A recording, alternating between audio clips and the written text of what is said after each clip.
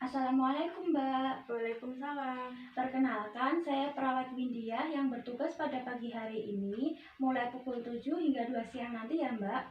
Ini benar dengan Mbak Ara? Benar. Bisa disebutkan namanya Mbak? Ara Tempat tanggal lahirnya? Boyolali 7 September 1997. Iya, sudah benar ya Mbak dengan identitasnya. Baik Mbak, gimana perasaan Mbak ya hari ini? Apa yang Mbak rasakan? Sedih. Sedih Mbak? Oh ya, kok kayak nggak bersemangat gitu, kenapa Mbak? Putus asa. Putus asa ya Mbak ya? Itu putus asanya karena apa Mbak? Karena keluarga atau diputusin pacar? Diputusin pacar. Diputusin pacar ya Mbak? Oh iya. Baik Mbak, apakah saya bisa mengobrol sebentar dengan Mbak? Iya. Oh iya, boleh. Mau di sini atau di mana Mbak? Di sini aja. Baik. Mau berapa menit Mbak? 5 menit aja ya Mbak ya. Baik Mbak, kita nanti akan berbincang-bincang tentang apa yang dirasakan Mbak ya. Nah, begini Mbak, di sini saya akan menjelaskan tentang keputusasaan. Keputusasaan kan yang dialami Mbak tadi ya.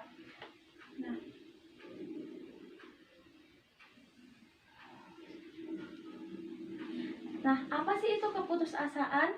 Keputusasaan adalah keadaan emosional ketika individu merasa bahwa kehidupannya terlalu berat untuk dijalani atau dengan kata lain mustahil. Begitu ya Mbak ya?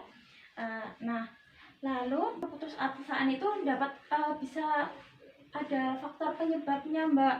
Nah, faktor penyebabnya itu ada faktor kehilangan seperti kegagalan yang terus-menerus atau faktor lingkungan, terus ada faktor orang yang terdekat itu tadi ya Mbak, kayak pacar Mbak yang hilang tadi, begitu ya Mbak. Lalu ada akibat yang ditimbulkan Mbak. Jadi kalau nanti Mbak putus asa itu ada beberapa faktor yang bisa ditimbulkan terhadap diri Mbak, yaitu stres dan depresi. Terus pola hidup yang tidak teratur, jadi pola hidupnya itu berantakan, begitu ya Mbak. Lalu letih, lesu, lemah yang disebabkan karena faktor psikis. Jadi kalau Mbak terlalu berat memikirkan pacar Mbak, nah itu bisa mengganggu kesehatan Mbak, mengganggu psikis Mbak ya.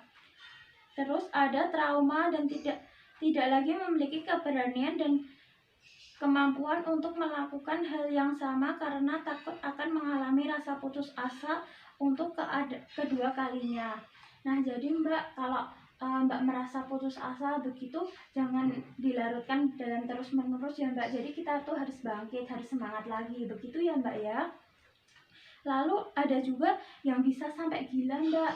Nah, gila itu akibat jangka panjang yang umumnya terjadi pada sebagian orang. Nah, jadi kita harus berusaha melawan keputusasaan kita itu supaya kita putus asanya itu tidak berkepanjangan, begitu Mbak.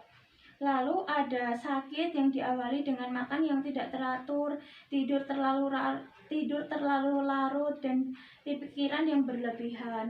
Nah, jadi bisa juga sakit Mbak. Mbak gimana makannya, teratur atau enggak? Nah, begitu Mbak. Jadi mulai sekarang harus teratur ya Mbak ya. Terus beberapa faktornya tadi bisa dicegah Mbak. Nah, pencegahannya berbaik sangkalah kepada Allah. Ingat bahwa setiap kita alami ada hikmahnya. Semua ini hanyalah sebuah cobaan dan bukti kecintaan Tuhan kepada kita. Jadi kita harus percaya Mbak terhadap Allah. Jadi kita jangan melupakan sholat, jangan melupakan membaca Al-Quran ya Mbak. Banyak-banyak istighfar, begitu ya Mbak. Lalu bersikap lebih fleksibel, kehidupan tidak selalu seperti yang diharapkan. Apabila kita menyesuaikan diri dengan situasi baru, mungkin ketenangan kita itu selalu ada Mbak. Terus lalu ada juga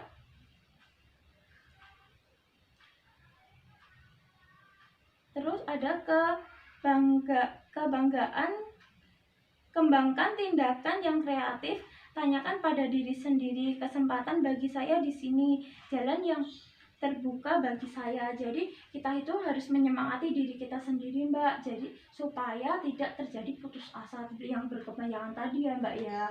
Nah begitu Mbak tentang pendidikan atau materi tentang keputusasaan yang sedang dialami Mbak.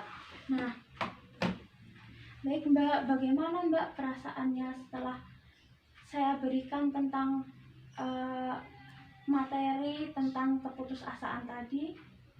Lebih tahu. Ya lebih tahu ya Mbak.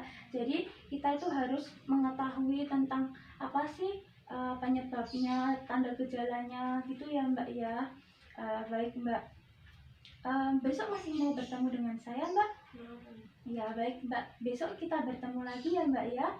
Kita membahas tentang berduka. Mau ketemu di mana Mbak? Di sini aja. Di sini aja. Pukul berapa Mbak? Terserah. Terserah, pukul 8 pagi mau? Mau. Iya baik Mbak, kalau begitu kita isi buku kegiatannya ya Mbak.